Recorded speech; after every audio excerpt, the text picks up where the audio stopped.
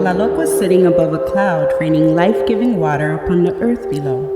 Tlaloc looked down and saw a beautiful cave that snakes would come in and out of to receive the life-nurturing water. But he saw there was one little snake that wouldn't come out. This snake was afraid of light. In truth, it was afraid of life. It preferred to stay in the darkness and safety of this cave and was too scared to venture out. At first, Tlaloc did nothing but observe. He could see the little snake's fear growing bigger and bigger. The god of the rain was moved. He felt love for the little snake. It was then that he said to himself, I want to do everything in my power to help this little snake come out of the darkness and into the light. So out of his love for this little snake, the god of rain made it pour. He made it rain for days and weeks and months. With every inch of rainfall, more water came into the cave and it began to fill up. The other snakes all simply went outside, but the little snake kept on climbing up higher and higher inside the dark cave. He was afraid. And while Tlaloc could see the snake's fear, he knew that it was only this suffering that would give the little snake the courage to come out of the cave. Finally, after months of rain and no place else to go, the little snake had no other choice but to come out. Watching the little snake emerge from the cave, Tlaloc stopped the downpour and parted the clouds. As he did so, the sun began to shine brilliantly upon the earth below. The little snake was in awe, having never seen the light of the world outside of the little cave.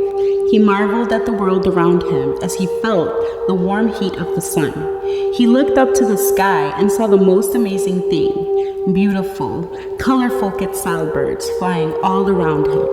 He was mesmerized by their beauty and grace, but another snake hissed, Forget it. You're just a snake. You'll always be a snake. You were born to crawl. You'll never fly or be beautiful like the birds.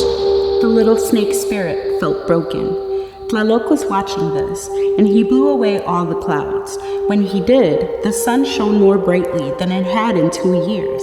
It was then that something very special happened. The little snake looked down into a pool of water left over from the rain, and through the power of the light of the sun, he saw his own reflection. For the first time, he saw his own eyes. It was at that very moment that he recognized his true power, that if he believed in himself, he could make the impossible possible. The god of rain smiled at this because the little snake had finally understood his real power and was no longer afraid of the light. Moved by the little snake's journey into his own power, Tlaloc decided to help him more. He blew the little snake up into the air, and he continued to blow until the little snake was even higher than the birds. As the little snake flew, the snake felt more alive than he ever had before. The little snake was not afraid when he flew near the sun, for he now understood that the light of the sun was the same as the light of his own self. He flew closer and closer to it, for the light was like a magnet, and the little snake flew right into the sun and they became one, producing a total eclipse. Then, something came out of the sun, but the being that emerged was no longer a snake afraid of life, but instead the great feathered serpent, Quetzalcóatl.